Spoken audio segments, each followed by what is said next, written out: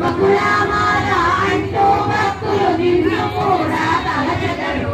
లక్ష్మీదేవి దిగులు చెందకు ఎప్పుడు నీదే ప్రథమ స్థానము. అందరూ నీకు అంశలు కాదా ఎందుకు నీకు పరితాపం.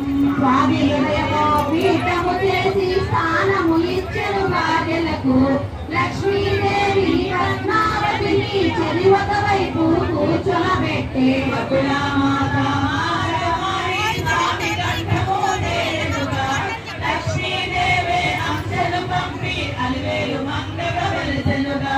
పండాలు చక్రవర్తి స్వప్నమోకటి కాంచెలు వందనమయ్యా తిరుమలేశ వందనమయ్యా వెంకటేశ వందనమయ్యా శ్రీనివాస వందనమయ్యా పాదాభివందనమయ్యా.